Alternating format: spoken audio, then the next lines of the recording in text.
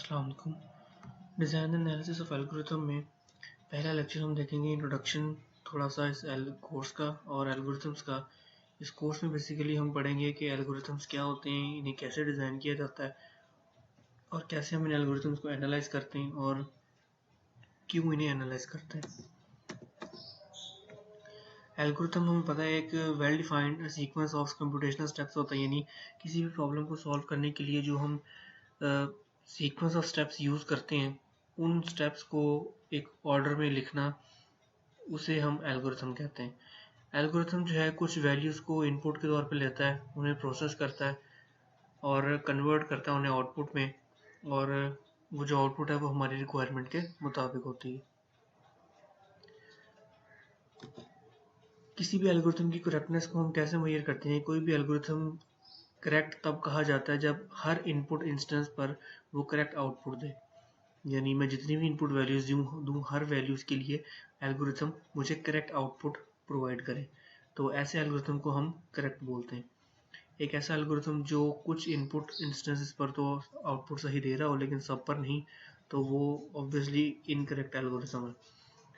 इसी तरह अगर आपका एल्गोरिथम आपको डिज़ायर्ड आउटपुट नहीं दे रहा, जो आपकी रिक्वायरमेंट है, अगर वो आउटपुट नहीं दे रहा, तो इट मीन्स के आपका एल्गोरिथम तब भी इनकरेक्ट है। एल्गोरिथम को लिखने के लिए बहुत से तरीके हैं। आमतौर पर एल्गोरिथम को हम सिंपल इंग्लिश में लिखते हैं, कंप्यूटर प्रोग्राम में भी लिखते हैं, और सिंपल हार्डवेयर डिज़ाइन के तौर पर भी एल्गोरिथम्स को लिखते हैं। फॉर एग्जांपल हम एक एग्जांपल लेते हैं सॉर्टिंग की। सॉर्टिंग बेसिकली वो एग्जांपल है वो प्रॉब्लम है जिसकी खातिर एल्गोरिथम जो है वो एक्चुअली डेवलप हुए थे। सॉर्टिंग कहते हैं नंबर्स को रीअरेंज करना किसी भी ऑर्डर में। लेट्स सपोज हम कहते हैं हमारे पास जो है ये नंबर्स है कुछ, ठीक है, यानी n नंबर्स ऑफ सीक्वेंसेस हैं, और ये हमारा इनपुट होगा एल्गोरिथम को, और हम चाहते हैं इसे नॉन डिक्रीजिंग ऑर्डर में सॉर्ट करना। तो इट मीन्स हमारी आउटपुट कुछ यूँ होगी या कुछ यूँ होगी जो नॉन डिक्रीजिंग ऑर्डर में उसे अरेंज किया होगा। नंबर्स की फॉर्म में देखें तो ये हमारी इनपुट है, इनपुट नंबर्स हैं, और इन्हें एल्गोरिथम अगर इन्हें इस फॉर्म में कन्वर्ट कर देता है तो इट मीन्स जो है इसने हमारी एल्गोरिथम ने हमारी प्रॉब्लम जो है वो ईजिली सॉल्व की है। एल्गोरिथम की कुछ प्रैक्टिकल एप्लीकेशन, यानी हम डेली लाइफ में ये सब एप्लीकेशन यूज़ करते हैं, और कहीं ना कहीं बैकएंड पर ये एल्गोरिथम्स को ही यूज़ कर रही होती हैं जो हमें नहीं पता होता। जैसे इंटरनेट पे जो भी हम सर्च करते हैं वो एग्जैक्टली वही सर्च आपके सामने कैसे आती है, क्यों आती है, कुछ एल्गोरिथम पीछे वर्क कर रहा होगा ऑब्वियसली इस काम के लिए, तभी जो है हमारी आउटपुट हमें ऐसी मिलती है। और इसके अलावा इलेक्ट्रॉनिक कॉमर्स, हम ऑनलाइन शॉपिंग करते हैं, और वो सब भी जो है एल्गोरिथम्स यूज़ करते हैं। इसके अलावा इस तमाम एग्जांपल्स जो हैं ये एल्गोरिथम्स की हैं। एल्गोरिथम्स को और उनकी परफॉर्मेंसेस को क्यों स्टडी किया जाता है? एल्गोरिथम्स हमें स्केलेबिलिटी को अंडरस्टैंड करने में हेल्प आउट करते हैं।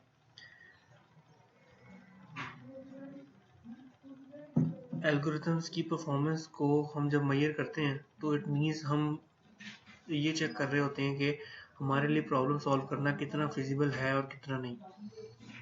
इसी तरह से जिस भी लैंग्वेज में एल्गोरिथम को लिखा जाता है वो उस लैंग्वेज में हमें इजीली अंडरस्टैंड हो जाता है हमारी प्रॉब्लम, और फिर हम प्रोग्रामिंग लैंग्वेज में भी इजीली कन्वर्ट कर सकते हैं। टेक्निक लर्निंग, किसी भी एल्गोरिथम को लिखने की टेक्निक ऑब्वियसली कुछ पर्टिकुलर टेक्निक नहीं होती।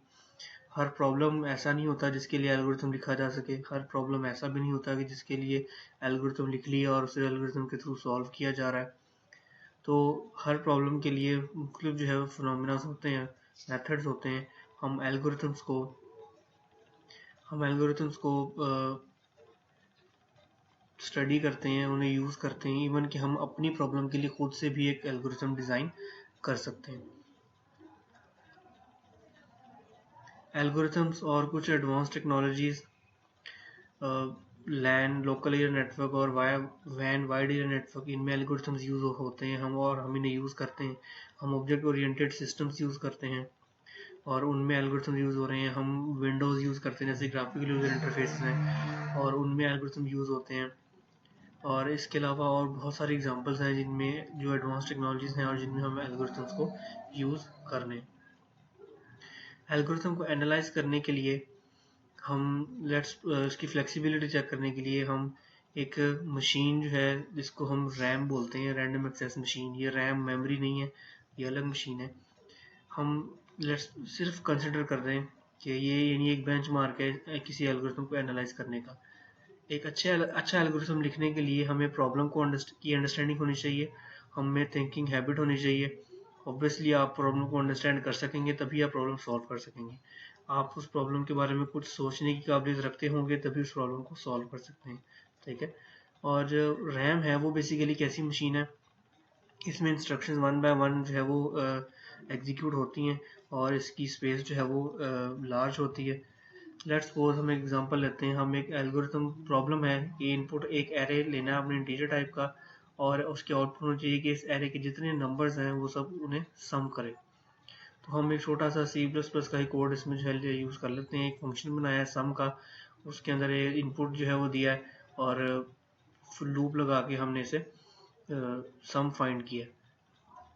अब यहाँ पर ये जो नंबरिंग दी है मैंने 1 से 1 2 से लेके 8 तक, ये बेसिकली मैंने काउंटिंग की है कि कौन कौन से फंक्शंस जो है ये एल्गोरिथम परफॉर्म करेगा। s इज इक्वल टू 1 ये वो स्टेटमेंट है जो एल्गोरिथम एक ही दफ़ा कंसिडर करेगा।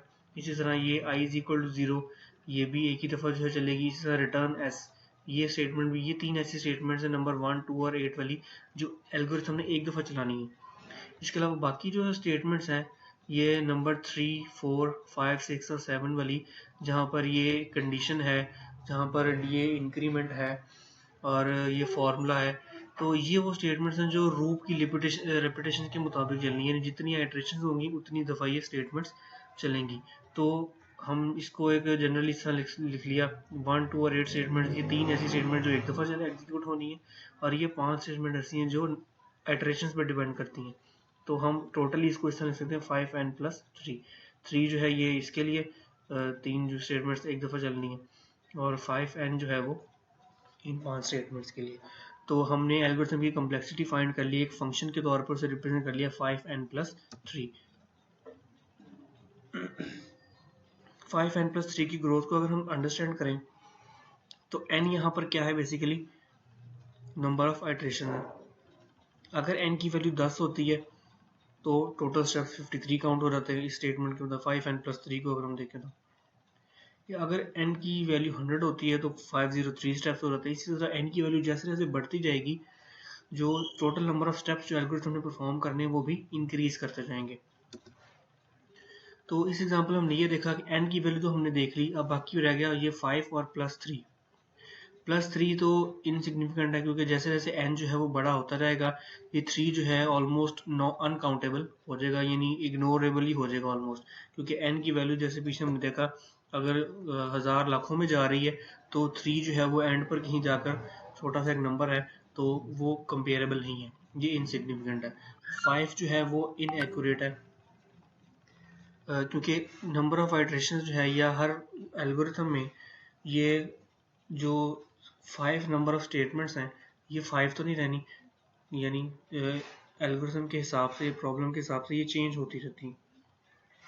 तो सिर्फ n एक ऐसी टर्म है जो कि लीनियर है और ये इसके एल्गोरिथम की कम्प्लेक्सिटी जो है इस n के ग्रोथ के साथ जो है वो बेसिकली चेंज हो रही है।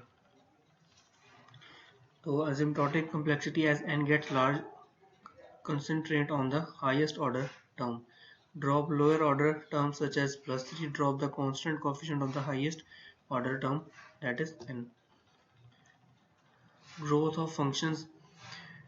At what rate the functions will grow if we increase the input size approximately towards infinite.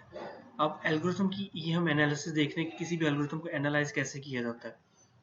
अगर हम ये कम्प्लेक्सिटी का फंक्शन जो हमने निकाला है किसी एल्गोरिथम का, एग्जांपल के तौर पे आपके सामने देखा हमने, अगर उस फंक्शन का रेट हम उसको इस तरह से एनालाइज करें कि उसका इनपुट साइज हम बढ़ाते जाएं, तो हमने ये चेक करना है कि इनपुट साइज बढ़ाने पर क्या जो हमारा एल्गोरिथम है वो किस तरह से हमें आउटपुट देता है, क्योंकि हमारा एल्गोरिथम हर लिहाज से ठीक होना चाहिए।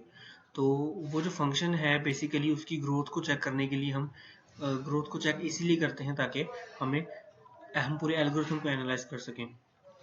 अगर हम n का जो साइज है वो डबल करते जाएं तो हमारे एल्गोरिथम पर क्या असर पड़ेगा। जैसे n की वैल्यू अगर 8 हो तो, और अगर हमारी कम्प्लेक्सिटी log 2n निकल रही है तो वो 3 आती है। इस तरह 5n के केस में 40, और ये डिफरेंट फंक्शन लिखे हुए हैं किसी भी एल्गोरिथम की कम्प्लेक्सिटी के। हमने 5n वाला किया, इसी तरह एल्गोरिथम के और होते हैं, ये log 2n, n log 2n, n square 2 की पावर n। तो जैसे जैसे हम n की वैल्यू डबल करते जाएंगे, आप देख रहे हैं, हम सिर्फ इस एग्जाम्पल को देख लें जो हमने की है 5n वाली, तो देख सकते हैं आपके कैसे जो है ये वैल्यू इंक्रीज करती जा रही है। जैसे जैसे n की वैल्यू बढ़ती है ये वैल्यू भी फंक्शन की इंक्रीज करती है। ठीक है, तो ये इस तरह से हम एल्गोरिथम्स को एनालाइज जो है वो करेंगे, और हम हमारे आगे कोर्स में भी